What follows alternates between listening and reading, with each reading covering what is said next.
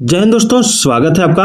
आज के CDP practice set में मैं आपको प्रैक्टिस सेट 2 कराने जा रहा हूं, ठीक है, जो आपकी जेटेट, यूपीटेट, सीटेट सभी तरह की परीक्षाओं के लिए इंपॉर्टेंट होने वाली है। तो चलिए स्टार्ट करते हैं। पहला सवाल आप देख सकते हैं। पहला सवाल है कि निम्नलिखित में से, ठीक है, निम्नलिखित में से कौन सा अधिगम का एक मुख्य थॉर्नडाइक नियम है? निम्नलिखित में से कौन सा अधिगम का एक मुख्य थॉर्नडाइक नियम है? जल्दी बताइए। निम्नलिखित में से कौन सा अधिगम का एक मुख्य थॉर्नडाइक नियम है? बहुत ही इंपॉर्टेंट सवाल है। तो देखिए, इसका आंसर होगा अभ्यास का नियम, ठीक है। अभ्यास का नियम थॉर्नडाइक का एक मुख्य अधिनियम यानी अधिगम का नियम है, ठीक है। चलिए, निम्नलिखित में से कौन सा प्रभावी अधिगम का अवरोधक नहीं है? निम्नलिखित में से कौन सा प्रभावी अधिगम का अवरोधक नहीं है? तो ऑप्शन सी हो जाएगा, अधिगम परिस्थिति, बाद बाकी प्रेरणा का भाव, जीवन से न जोड़ना, इनमें से सब कोई नहीं, ये तो होगा नहीं, ये दोनों हो जाएगा प्रभावी अवरोधक, ठीक है। लेकिन अधिगम परिस्थिति ये प्रभावी अधिगम का अवरोधक नहीं है, ठीक है। चलिए अगला देखिए, कंप्यूटर की किस इकाई में जटिल गणनाएं करने की क्षमता होती है? कंप्यूटर की किस इकाई में जटिल गणना करने की क्षमता होती है? ए में दिया है आधा इकाई, बी में स्मृति भंडारण इकाई, ये दोनों तो होगा नहीं, ठीक है। तो कंप्यूटर की किस इकाई में जटिल गणनाएं करने की क्षमता होती है? तो यहाँ पर हो जाएगा आपका ऑप्शन सी, केंद्रीय प्रोसेसिंग इकाई, ठीक है, केंद्रीय प्रोसेसिंग इकाई, ठीक है, यानी सीपीयू। चलिए, सेंट्रल प्रोसेसिंग यूनिट। आगे देखिए, आगे निम्नलिखित में से कौन सी शिक्षण अधिगम सामग्रियों से संबंधित एक गतिविधि सहायक सामग्री नहीं है? निम्नलिखित में से कौन सी शिक्षण अधिगम सामग्रियों में से संबंधित एक गतिविधि सहायक सामग्री नहीं है? तो देखिए, इसका राइट आंसर होगा ओवरहेड प्रोजेक्ट। ओवरहेड प्रोजेक्ट जो है, ठीक है, ये गतिविधि सहायक सामग्री नहीं है। बाद बाकी नाटक में गतिविधि होता है, प्रदर्शन में भी गतिविधि होता है, क्षेत्र भ्रमण में भी एक्टिविटी होता है। चलिए आगे बढ़ते हैं। कक्षा कक्ष में संप्रेषण का प्रकार कितने होते हैं? तो देखिए, कक्षा कक्ष में संप्रेषण का जो, एक मिनट, हाँ सही है, कक्षा कक्ष में संप्रेषण का प्रकार कितना होता है? तो इसका आंसर हो जाएगा शाब्दिक अंतःक्रिया और अशाब्दिक अंतःक्रिया, यानी ए और बी दोनों। Option C is the right answer, ठीक है। चलिए, अनुदेशन का प्रणाली उपागम क्या है? अनुदेशन का प्रणाली उपागम, अनुदेशन का प्रणाली उपागम क्या है? देखिए, शिक्षक केंद्रित तो नहीं होगा, बाल केंद्रित नहीं होगा, क्या होगा? और देखते हैं, इसमें और ऑप्शन दिया हुआ है। अनुदेशन का प्रणाली उपागम क्या है? अनुदेशन का प्रणाली उपागम है आपका समस्या केंद्रित उपागम, समस्या केंद्रित उपागम, ठीक है। चलिए आगे बढ़ता हूँ। आगे, समूह विधियों द्वारा सीखने का उदाहरण क्या है? समूह विधियों द्वारा सीखने का उदाहरण, तो वाद विवाद विधि, इसमें भी समूह होता है, कार्यशाला विधि, विचार गोष्ठी विधि, ये तीनों हो जाएगा, नहीं हो जाएगा ऑप्शन डी, उपयुक्त सभी। चलिए आगे बढ़ते हैं। आगे, समायोजन के संदर्भ में निम्नलिखित में से क्या सही नहीं है? समायोजन के संदर्भ में निम्नलिखित में से क्या सही नहीं है? चलिए, क्या होगा इसका आंसर? तो देखिए, इसका जो आंसर हो जाएगा वो हो जाएगा आपका ऑप्शन सी, या निरंतर चलने वाली प्रक्रिया नहीं है, ठीक है। चलिए आगे बढ़ते हैं।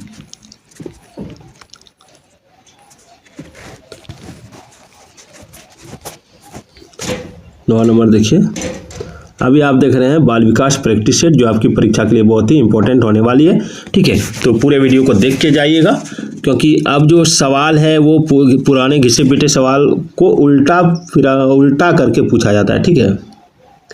चलिए, अब है, अधिगम को प्रभावित करने वाले पर्यावरणीय कारकों में से एक क्या है?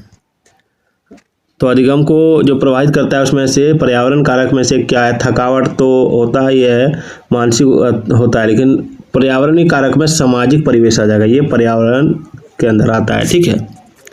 चलिए, निम्नलिखित में से कौन सा मानसिक रूप में से स्वस्थ व्यक्ति का लक्षण है? निम्नलिखित में से कौन सा मानसिक रूप से स्वस्थ व्यक्ति का लक्षण है? तो सहनशीलता, आत्मविश्वास, संवेगात्मक परिपक्वता, ये तीनों हो जाएगा, नहीं उपयुक्त सभी होगा, ऑप्शन डी हो जाएगा, ठीक है। आगे चलिए, आगे प्रशिक्षण एवं अनुभव के द्वारा व्यवहार में होने वाले परिवर्तन को क्या कहते हैं? तो अधिगम कहते हैं। यह कथन जिनका है वह कौन है? तो यह कथन जिन्होंने कहा है वो आपका गेट्स ने कहा था। किसने? गेट्स ने, ठीक है। कोई भी बालक सीखना शुरू करता है कब से? कोई भी बालक सीखना शुरू करता है अपने जन्म से ही, याद रखिएगा, ठीक है। क्षमता के विकास का दूसरा नाम क्या है? क्षमता के विकास का दूसरा नाम है कौशल विकास, ठीक है। मनोविज्ञान ने शिक्षा को बना दिया, क्या बना दिया है? तो मनोविज्ञान ने शिक्षा को शिक्षक केंद्रित बनाया है, या बाल केंद्रित बनाया है, या पाठचर्या केंद्रित, या विषय केंद्रित, क्या बनाया है? तो बनाया है बाल केंद्रित, ठीक है। चलिए, निम्नलिखित में से कौन सा रायबर्न के अनुसार शिक्षा के 3 संबंधों में सम्मिलित नहीं है? निम्नलिखित में से कौन सा रायबर्न के अनुसार शिक्षा के 3 संबंधों में सम्मिलित नहीं है? तो वो हो जाएगा आपका शिक्षक और विषय में संबंध, ठीक है। चलिए, अधिगम प्रतिफल का तात्पर्य क्या होता है? तो देखिए, अधिगम प्रतिफल का तात्पर्य होता है बालक के व्यवहार में होने वाला परिवर्तन, ठीक है। चलिए आगे बढ़ते हैं। अगला सवाल देखिए कि निम्नलिखित में से कौन सा किशोर अवस्था का लक्षण नहीं है? निम्नलिखित में से कौन सा किशोर अवस्था का लक्षण नहीं है? तो देखिए, किशोर अवस्था का लक्षण व्यवहार में स्थिरता, ये किशोर अवस्था का लक्षण नहीं है। शारीरिक परिवर्तन होता है, अस्थिरता की समस्या होती है और संवेगात्मक समस्या होती है, ठीक है। आगे देखिए, शिक्षा मनोविज्ञान शिक्षक को मदद करता है, किस चीज में मदद करता है? तो शिक्षा मनोविज्ञान शिक्षक को मदद करता है बाल विकास का ज्ञान प्राप्त करने में, बाल स्वभाव तथा व्यवहार जानने में, बच्चों के चरित्र निर्माण में, उपयुक्त सभी के लिए, यानी option D is the right answer, ठीक है।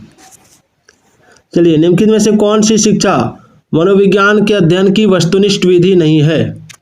तो इसका राइट आंसर होगा आपका ऑप्शन सी, आत्मनिरीक्षण विधि। चलिए आगे, निम्नलिखित में से किसमें मूल वृत्ति संबद्ध संवेग से मेल नहीं खाती है? कहाँ जा रहे हो, पहले पढ़ाने दीजिए। निम्नलिखित में से किसमें मूल वृत्ति संबद्ध संवेग से मेल नहीं खाती है? तो ऑप्शन बी हो जाएगा, संवेदना और आश्चर्य। चलिए, संवेद जो सामान्यतः दुख देता है, क्या है? संवेद जो सामान्यतः दुख देता है, कौन सा संवेद है? तो देखिए, इसका राइट आंसर होगा आत्माभिमान, ठीक है। आगे देखिए, निम्नलिखित में से कौन सा अमूर्त स्थायी भाव है? तो ऑप्शन ए हो जाएगा, आदर। चलिए, किसी दुखी व्यक्ति को सहानुभूति के 2 शब्द कहना किसका उदाहरण है? तो इसका राइट आंसर हो जाएगा आपका ऑप्शन बी, निष्क्रिय सहानुभूति, ठीक है। किसी व्यक्ति के विकास के संबंध में क्या सही नहीं है? तो यह जन्म से मृत्यु तक जारी रहता है, ये सही है। वृद्धि विकास का हिस्सा, ये भी सही है, दोनों सही है। अब बोल रहा है किसी व्यक्ति के विकास के संबंध में क्या सही नहीं है, ठीक है। आगे देखिए क्या सही नहीं है, तो ऑप्शन सी में दिया परिवर्तनों को देखा और मापा जा सकता है, ये गलत है, ये सही नहीं है, ठीक है, ये सही नहीं है, यानी option see the right answer. चलिए बी नंबर बोलते हैं। 25 नंबर देखिए, इसको मैं थोड़ा छोटा कर देता हूँ, और छोटा होगा तो बढ़िया हो जाएगा, सब बड़ा ही रन देते हैं, सबको दिखे। चलिए, स्टैनले हॉल के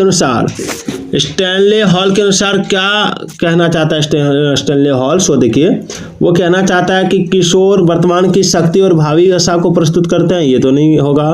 किशोरावस्था बड़े संघर्ष, तनाव, तूफान और तथा विरोध की अवस्था है, ये सही होगा, ठीक है, यही हो जाएगा, याद रखिएगा।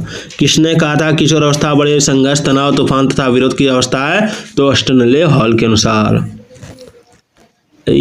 ऐसे आ जाओ। हाँ, निम्नलिखित में से कौन सी किशोर अवस्था की विशेषता नहीं है? बार बार पूछा जाता है।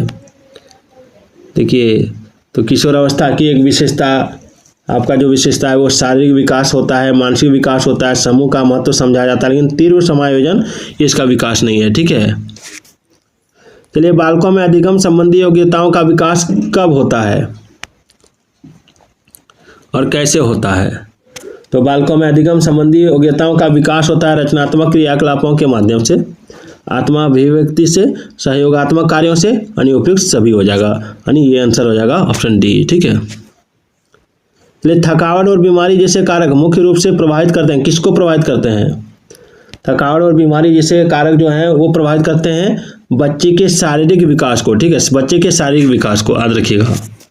आगे, सीखना विकास की वह प्रक्रिया है, सीखना विकास की प्रक्रिया है या किसने कहा था? सीखना विकास की प्रक्रिया या किसने कहा था? थॉर्नडाइक ने नहीं कहा था, कॉर्नबेक ने नहीं, मॉर्गन नहीं, वुडवर्थ ने कहा था, ठीक है। चलिए, निम्नलिखित में से कौन सा सीखने के संबंध में सही नहीं है? निम्नलिखित में से कौन सा सीखने के संबंध में सही नहीं है? तो बहुत ही इंपॉर्टेंट है। देखिए, सीखना कुछ नया करना है, ये सही है। सीखना अनुभवों का संगठन होता है, ये भी सही है। ठीक है, सीखने की असफलताओं का जो कारण, ठीक, कारण समझने की असफलता है, ठीक है, ये सही है। लेकिन इसमें जो आपका सी नंबर है कि सीखना कि बिना किसी उद्देश्य के भी हो सकता है, ये सही नहीं है। तो वीडियो कैसी लगी कमेंट जरूर कीजिएगा। आपको रोज 2 से 3 CDP क्लासेस मिलेगी। तो जय हिंद, जय भारत।